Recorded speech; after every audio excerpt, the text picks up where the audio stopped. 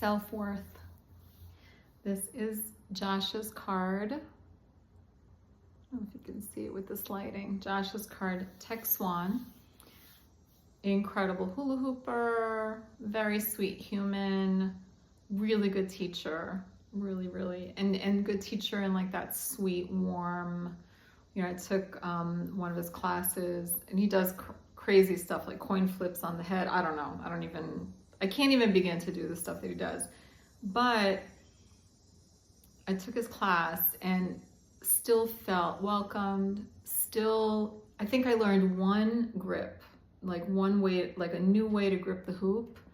And that was awesome. And I didn't feel like it would be easy in a class that's like way beyond your ability to feel self-conscious or like you don't belong, but his energy is so inclusive and kind that I was able to be there and enjoy it and be amazed at what other people were learning and also grateful for what I was learning.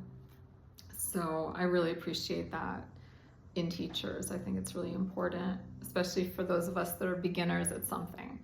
So self-worth, detach from external expectations and follow your internal compass. So that's a little bit like the experience I had in the class, right?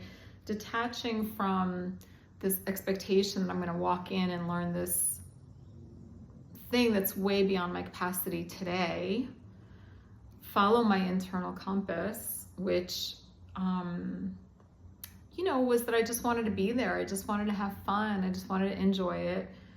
And my self-worth didn't get diminished, by being in an environment that maybe was beyond me, or that I didn't meet, like, that there wasn't this expectation that I was supposed to be something. So I didn't think of it in advance that was the example, and that's a little different than the card, but that's I think it's interesting that I had that experience in Josh's class. So self-worth being, can I get my my grounding in myself, my feeling good about myself from my internal compass. In other words, from the things that I'm called to do, from the things that are bringing me joy, from the things that I really want, as opposed to the externals. And this is, I think, really important for us in this day and age, because there are a lot of externals, right? Especially with, social media and all the access we have, we have access to so much, and it's important to be able to sort through, right? And there's also a lot of messaging about what it means to have worth. I remember I stopped working full-time. I used to work at a nonprofit, and I was a director there, and I had staff, and I had been promoted like 3 or 4 times. So like each time I was promoted, I got more money and I got more people under me, and I led departments that were bigger and bigger. And finally I was there for like 6 years, and I had gone to college for this in my 30s. So it was like a big deal that I had like accomplished, this level of like success. And, it just got to the point where the work was too much, and I was exhausted all the time. And so like I was following this model of success that I can't say anybody else was imposing on me, but I got the message from from wherever. I got the message that this was what success meant, or that's what I thought it meant. And when I stopped working there and I decided to become a yoga teacher, and I went on this whole journey,